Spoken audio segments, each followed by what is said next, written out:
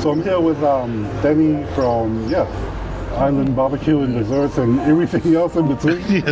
And I reached out because we're in Onehunga. We're in the middle of Onehunga, nestled in the middle of Onehunga Mall, and I've been coming to this Island dessert place since you guys moved in maybe like 6 months ago or whatever. Yes. And thank you, Danny, for having me here. Just from the start, like we've talked about the history of this restaurant and how it's actually come to be here, but can you tell us on how this whole business came about and where it came from?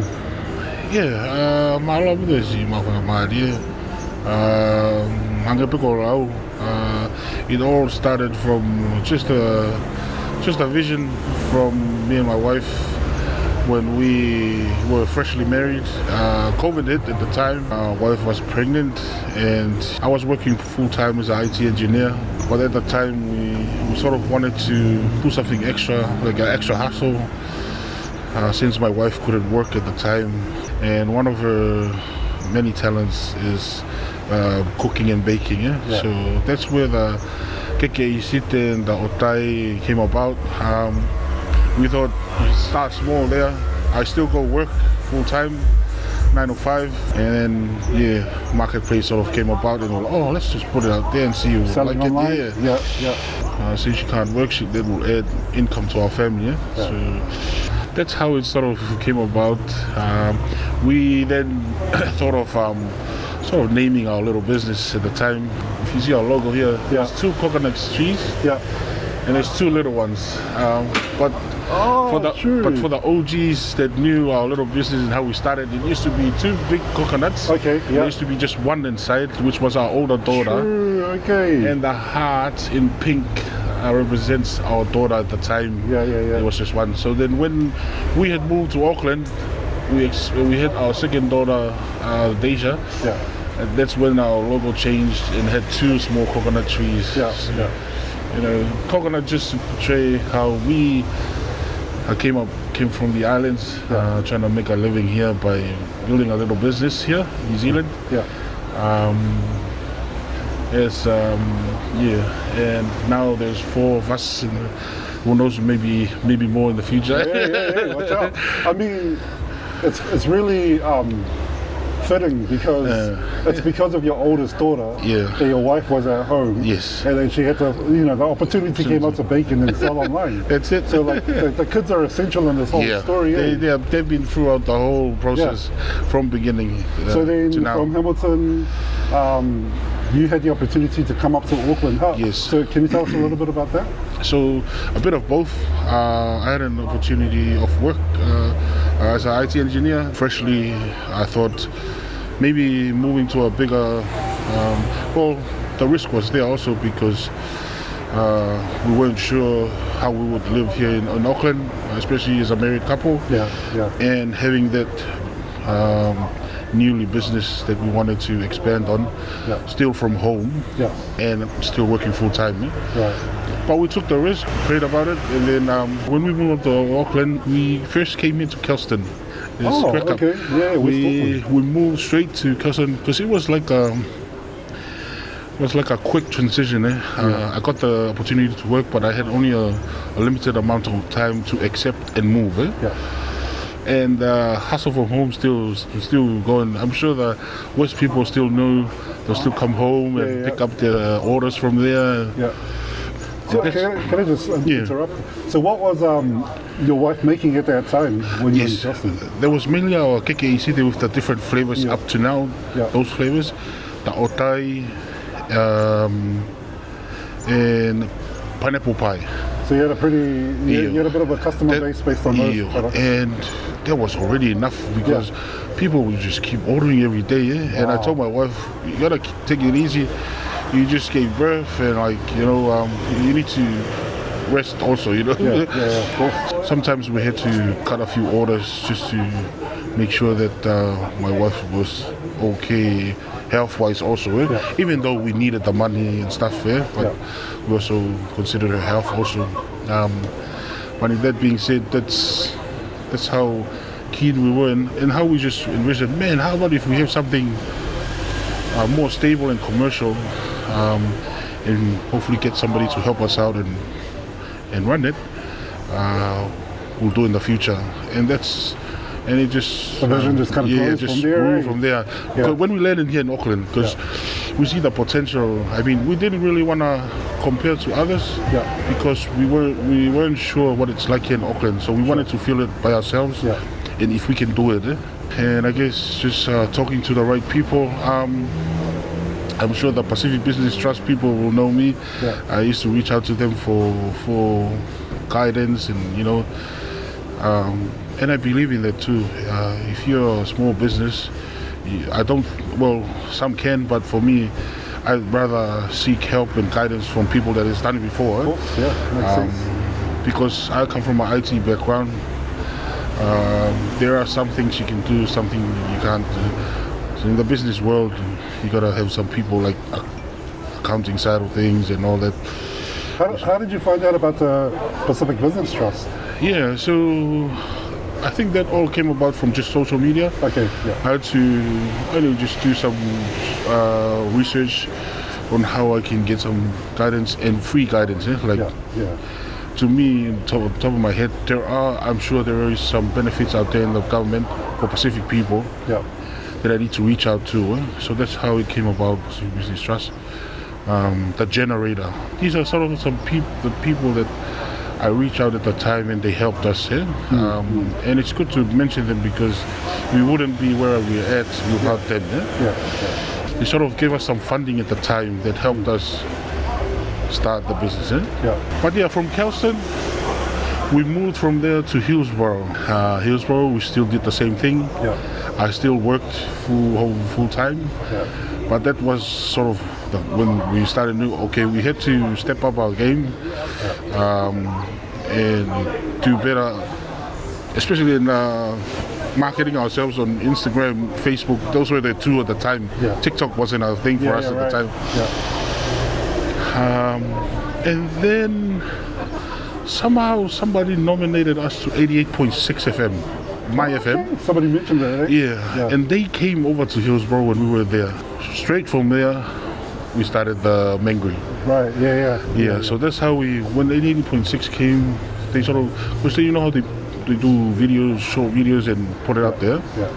And then people just started sharing that, and that's when we decided, hey, let's go commercial. Awesome. And I got that place in Mangry. At the time, for me, I think it was the perfect spot. I wanted to focus on the industrial area near the airport and stuff. So that's me thinking because I knew I used to work in the days in the airport, so I thought, I'm sure there's a whole lot of Pacific Islander around this area, and it's Mangry. That was my vision at the time. And it's close by Mangry. I used to grow up there in those areas. And just for a start, and then work our way from there blindly. It was a good start, to be honest. Set our foot there, and then we just started growing from there. And that's how Mangry came about. And then our lease, when our lease was almost done there, I already knew we had to look for a new location at the time because I wanted to feel something different in a new environment. And that's how I found this spot here.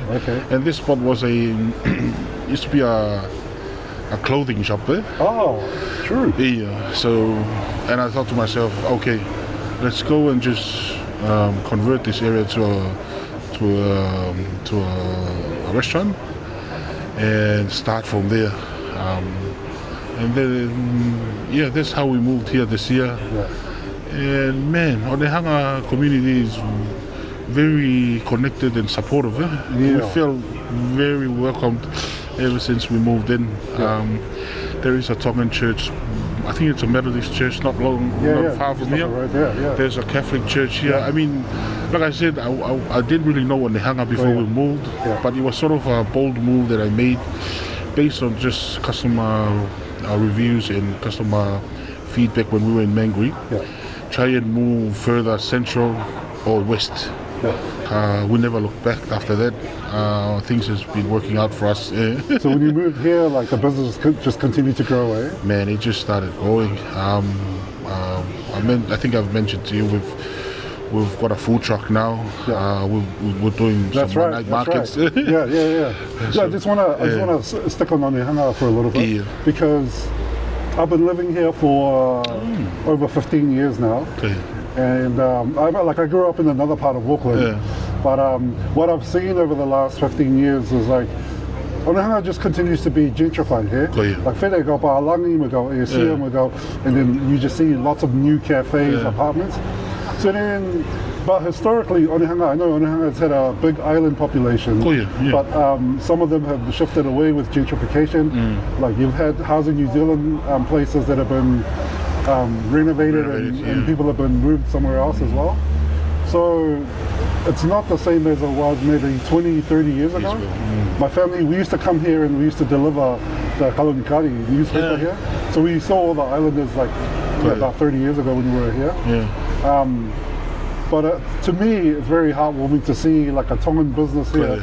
You guys moving here and seeing it expand and like grow, because you're competing with the new population that have moved in over the last 10 years, like families who have bought houses here. But you guys are growing, and that's amazing. One here because the first weeks, I'd say the first month that we moved in, I was mainly, me and my wife were mainly the ones serving people. I just wanted to get a feel of what customers they were going to get here. And what I could pull out from the feedbacks from, because you know our people fear ilo, they're always wanted to find out who's these new people. So that's why I wanted to take the challenge and wanted to get off as much feedback from the new people that wanted to try us, because we were like almost sold out the first 2 weeks. Like everything that we had to double, because we weren't used to that back in the like I said. And what I can pull out from the kauvaivais and stuff that came in, and they said, do you know that Onehunga used to be, I don't know if this is true, but this is the feedback that I got. He kauvaivai me kautonga koe hau. They're like, you know that kau Onehunga he tokolahi taha kautonga koe taimi koe ki hene, on nofo i. And to be honest, I had just thought, manguri e pemo tahu and stuff. They're like, no. And this used to be central for Tongans, but now toki movete now they mentioned the whakatau api here, kautonga i Onehunga and stuff, and I'm like, I was just surprised at the many stories. Hey, kwa mugi kau kawatonga henu mau mahene reu nau hau mau pehene kai before they go inu kawa. I get to meet them all the time, every night, which is a good thing. Like that's why I had wanted. That was the intention and the vision that we had was make island food as closest as we can to how we used to do it in the islands, and just to attract our island people, not just Tongan, because we like the lu and stuff that we serve. Samoans do it their own way, but I mean, I just sort of wanted to capture that that feeling of people coming here and enjoy. Even though we've got a small dining area, which is the idea is to have a better one in the future. But it's just heartwarming, because we've got cameras here, and just heartwarming seeing through the camera from the back while we're making food, seeing our people enjoying the food and just spending some good time. That already takes off a lot of hela from us, because we know it's worth it for our people. You see the joy in people.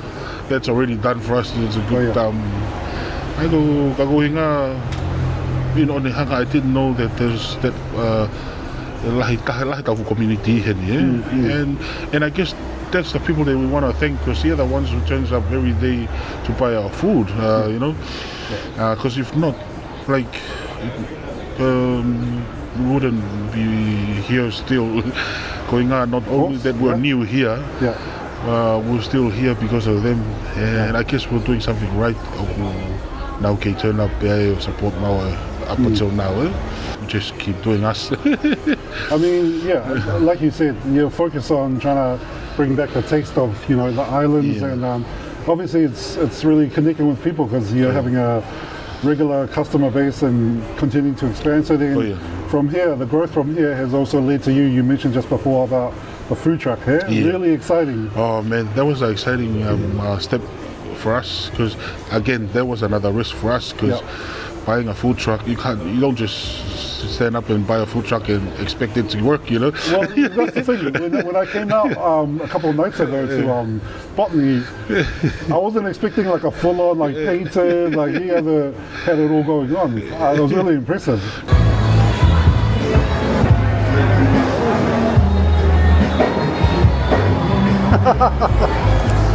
So we're just here with Danny at the Botany night markets, and we're just here in front of the Island Desserts and Barbecue food truck. Which, Danny, you want to just tell us a little bit about this operation and how long you guys have been running for and how it all got started? Yeah, I love this. Food truck, family business, man. Yeah. The food truck just came about 2 months ago. That's on top of our restaurant in Onehunga. Our main focus was the restaurant. The restaurant has been running for two years now, 2.5. But this was sort of a step forward. Trying to move forward by simply just wanting to expand our little business. We had a thought, by second location, we were looking at west or east. Yeah. But then that's how the night markets came about. Maybe we just took half a step to try the night markets for now until we get good amount of capital, get matogaha for location. But it's been going well for us. It's been 2 months now. I led a food truck. You can find us here at Botany here Wednesdays or Saturdays in Pakuranga. Those are the two main ones we've been to. Yeah. But we're thinking of going to the Sunday and Tuesday one. Yeah. But probably the next coming weeks. Expand to 2 more night markets, eh? We're already tired from just 2 days. But we'll try and thinking about doing another 2 days. Oh yeah. So because it's not just running it, it's the setting up, prepping before we come into, the packing up after. That's sort of the behind the scenes that some people just come there and see the food on the front, but the behind the scenes is mostly so far it's going great. We're just hoping in the next few months, especially the festive season then, And we've been doing catering almost every week past month. We were in Manurewa High School yesterday. Wow, like an end of year function about. Wow. So they invited us to go run there on Saturday too before the night market, so we'll have to run whole day on Saturday. Wow. But that's how it is. We're open for catering also in events. We can come there and serve your customers or your staffs or whatever the occasion is. What's some of the most popular dishes here? Our barbecues and our Keke isite. Oh yeah. Because it's got the different flavours and toppings. So everything you sell at the restaurant, do you sell everything here as well, or just actually, limited amount here? So we've been trying to work around, we'll try and serve some today, this week, next week, just to get a feel of what people are after. Because night markets is different. Always same food. So far what I've noticed that's flowing well for us in the night markets is the ulu and the barbecue and the keke. We try and just stick to that. The restaurant does its thing. We have a vast menu there that people can go to. The more menu, the more we have to prep and stuff there. So we'll stick to these 3 things for now, and then we'll work our way. To me, I like to thank the organizers and stuff, because this actually gives us an opportunity for the small businesses to earn a little bit of money for our families. We do have a restaurant, and this is our second occasion. Some people, this is their only main source of income. True. They jump from night markets to the next one, and they just their daily living. So, I mean, having this is actual help for us. So we're thankful that we're here and we're part of it. Can we just talk about that just a little bit? I don't like highlighting controversy, but I know there's been a little bit of controversy around the owner of the night market. But when I talked to you last week, you were saying that they've been nothing but fair and kind to you guys, like really friendly with the kids and all that. That's I also like you, like I've, social media and I've seen the comments and stuff. When I actually meet the comedian, the I think it's the lady that runs it. I won't mention names.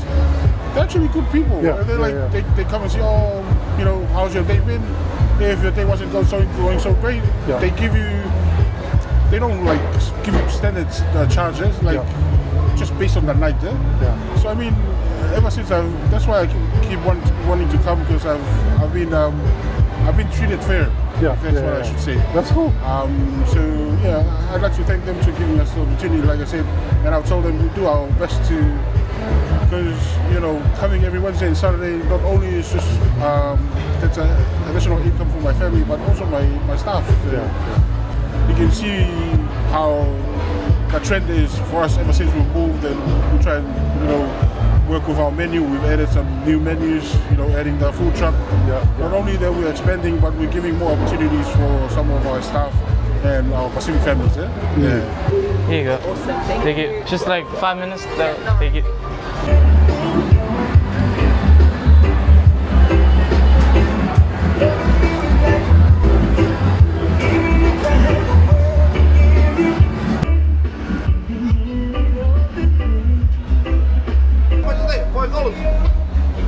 Oh no, 50 cents for one. How much is it for 10? $5? $5, yeah. Oh, yeah, okay. Yeah. I mean, there was sort of, I guess you can say it was an investment also for us, because not only we bought a food truck, but you can't just buy a plain old. Some would prefer to start with, but for me, I wanted to give it a little good paint, a touch up to portray what we were selling here, and just putting it out there. Hey, we're here. We can come to you if you can't come to us. We do catering events, and we've just been getting some feedbacks from people. Hey, we saw your food truck there. We took a photo, because we also put a QR code on the truck around it. So I think people just see the menu and they're like, oh, we didn't know you do this, do that. But I mean, that's the side of marketing that, like I said, I'm just a one-man band at the moment doing those sort of admin and juggle that through. But I've learned a lot from some small businesses and of course social media. How important marketing is also for small businesses like us, and trying to utilize the free stuff first before you jump on the big spendings. Well, social media, like you said, you can put out your own marketing promotion on there and grow your brand on there. Sometimes the brand will grow on its own from other people coming to review. Like that's the best one. with my FM, obviously coming to interview you guys. And sometimes it's not always positive. I wanted to talk about the experience that you had a few months ago. I mean, I was on social media at the time when this review came up from a young woman who came and had your food, and she gave it a she wasn't impressed with some of the things she got. And then there was a bit of she shared a video online, and then there was a bit of kind of like a fallout that came out from that, from people coming to see her video and then checking up on other things on the review on Google's and whatnot. I'm glad you bring that up, because I would like to bring that up out. It's funny because we haven't really chatted about it with all our business to let that have an affection on what we're doing, But it is true that that happened, and the way we had dealt with it is that just like everyone else, we just let it. We just never responded to it. Because obviously everybody's got their own right to say whatever they want to say, And coming from the IT's point of view, you can't be persecuted for these small things, until if it's major political and all that stuff. 100%, so that's why there's so much bigger problems in the world. This is not the one. So this, because I know it would have been different. I think someone would have, or a different business would have dealt with it a certain way. But for me, I give it to my wife and my staff that they got to face face it through that small period of time, you know. Yeah. But what I just encourage them is that, you know, if we are doing something great, we won't let these small things affect what we're doing. At least we know the truth that we serve our food and make our food with love. Yeah. That's all we gotta say. But that doesn't mean that we're perfect, you know. There would be. I would say that sometimes there are some things that we need to work on. But that's why we love our customers and always take the feedbacks that they have. And improve from there. But when that has happened, of course, some hearts, I can feel it in the team, but I needed to encourage them to keep moving because, you know, what's the main thing that I mentioned to them, do they provide bread for us to eat every day, just from that one comment? And we noticed that after that happened, we saw a big jump in our turnout on the customers. And I think, of course, like I said before, our people fear ilo. They wanted to, and I liked how that sparked up the people fear ilo to come and try the food themselves. And they said, man, well, some of them just told us straight, we saw this and we wanted to come and try it on our own, and the food was great, and that sort of just gave us that extra boost, like, look, see, people have just come and tried it. But like you mentioned before, there are some people that just take it from the word of someone else, that was a frustrating part for me as a small business and as a Tongan, because this is coming straight from the mouth of our fellow brothers and sisters, which I had thought, if it was from another nationality, I wouldn't have that. It wouldn't be that impact on us. It hurts a bit closer when it's our people. Yeah, because we try to run this as close as coming from home, you know. And I would have expected people, because these people that did these feedbacks, I'm sure they grew up in the islands or some part of their life, or their parents, you know. So I had expected them. But I guess that's out of our sleeves now, and we just keep growing from now, you know. That sort of gave us more heart to what we do, and that's how we sort of come about with the food truck. And we're already looking for another location now. So that's the plan ahead. Continue to grow. So from the food truck to now looking at a larger location to move into a bigger one. Yes. Can you tell us about 2026 is going to be a big year for us, and we're just praying and hope that things go well. This year has been a great journey for us. Great experience, new experience, and expanding. So we hope 2026 will just keep growing from here onwards. But like I said before, it wouldn't be this far without the customers, because we get continuous support from not only the community, but it's the impact that they have by posting our stuff on social media. So that's why we take social media as in there are good things you get off of positive things and some things, but we try and stick to the positive things. I mean, what I appreciate is that you guys, gave feedback to the customers when they were giving negative reviews, but then your approach wasn't to continue bickering with them after that. Like you just let it carry on, and you just focus on the business.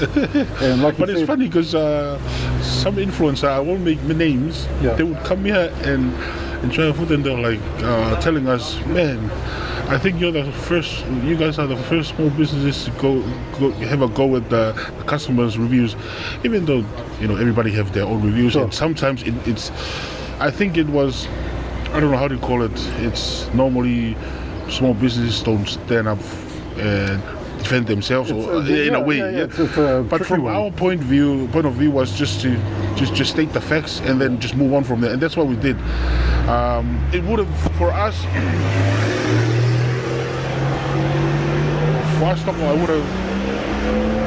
I would have taken it the way we saw it was, it would have been good if you had come back with the food and show us, or even at least take a photo and let us know, oh, this and that.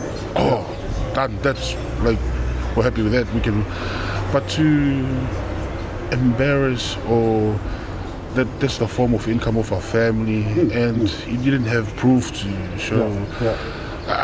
We sort of look at it that way, and then when that's backed up, we just stop right there. Okay, maybe that's not the way to go about it, but let's let it go and just keep moving. But it's. I mean, I'll tell you my experience.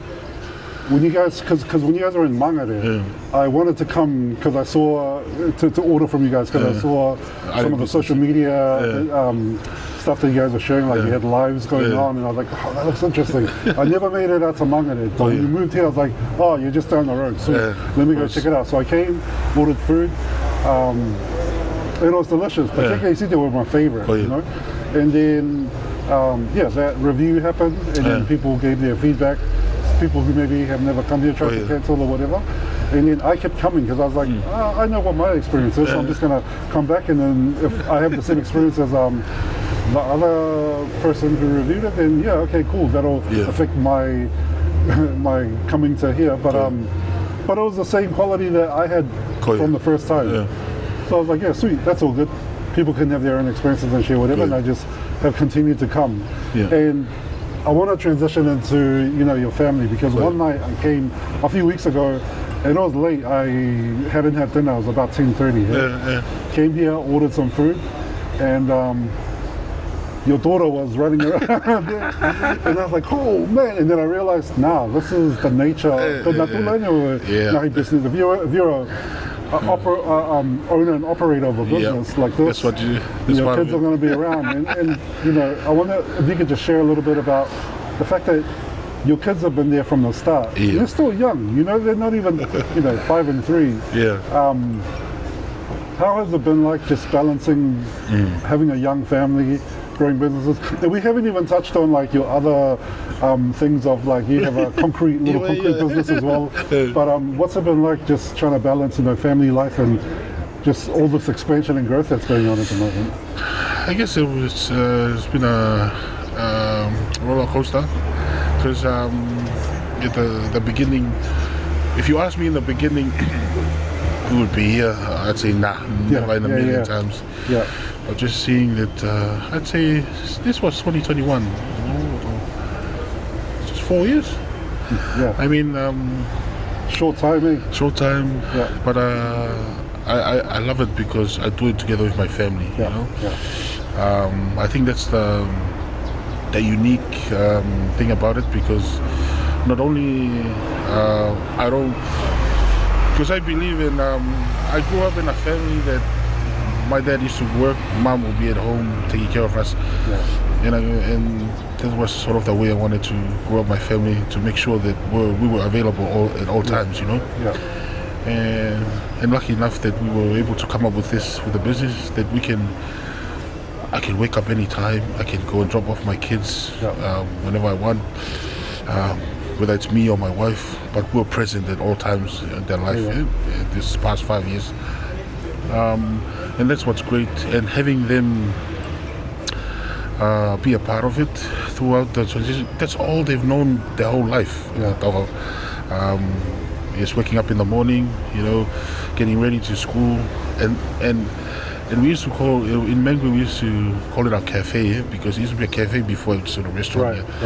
So they sort of have it is, are we going to the cafe every morning? We're going to the cafe, so this is our first stop before school, because the school is just busy, just not too far.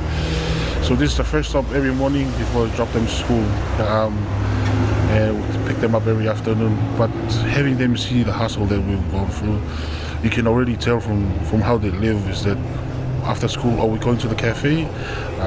Can I help you with this and that? Every day we do clean up at the end of every shift, and you already can see them helping with the sweeping and stuff. But that's the sort of, because all this is for them, brother. Of course, so that's all we do as parents. And if you can already see the fruits of your work, and they know that they'll take good care of it in the future, that's all we could ask for. Yeah. Awesome. So that's why we push ourselves at times. Sometimes we will come. Because some winter will come at night. We go back at night because we close at 10. Then we stay and clean up. So usually sometimes we'll get home at 12 at night with the kids. They're already sleeping here. But we capture those moments too with my wife, because when we grew up, we get talking, I don't know, but you were sleeping and but yeah, I wanna. We were comparing it to something you observed in Tonga when you were watching like some of the Chinese people there and the way they operated and worked, and like having all the kids around the families, and then went late into the night as well. So it seems like your observation of how businesses are run in Tonga kind of reflected. That really does. And that's sort of the mindset that I had, is that we can mow anywhere. It's just if you have the heart to it. Because they survive because they make it work.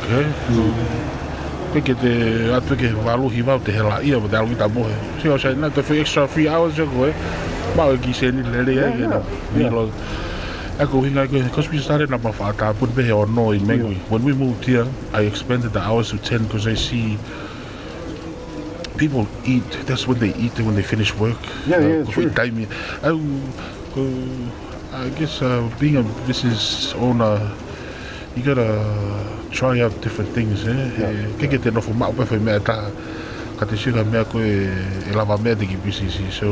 that's why I sort of expanded to 10 o'clock.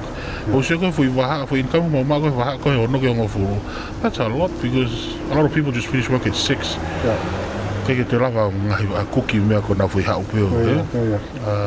And that's how Sunday came about. So Sunday, that's right. So you're open on Sundays now. This is our 4th week of going Sunday, and it's Monday. They're like, man, why you guys don't open on Sundays? Because we're the only island restaurant in this area. And this past 3 weeks we've been staff.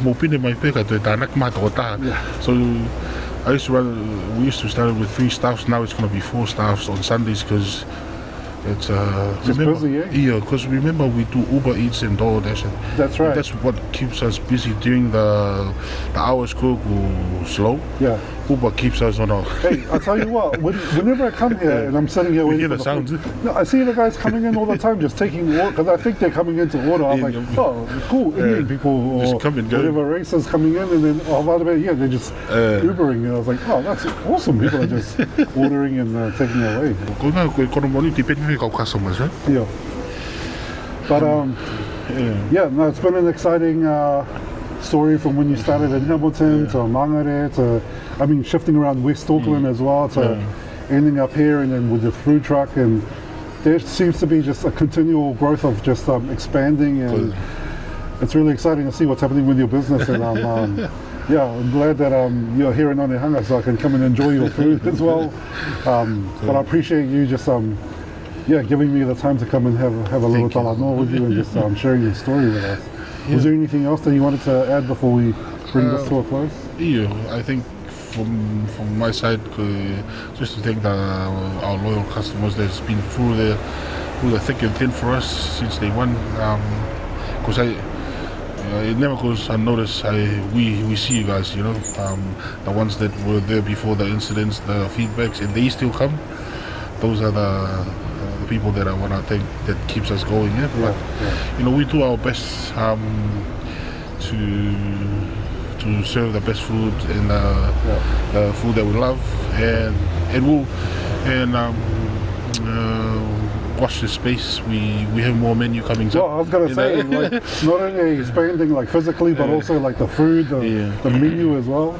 Like, I feel like some of these things are new. From like every time I come, there's like new signs and things. So exciting. Yeah. Malo tani. Malo.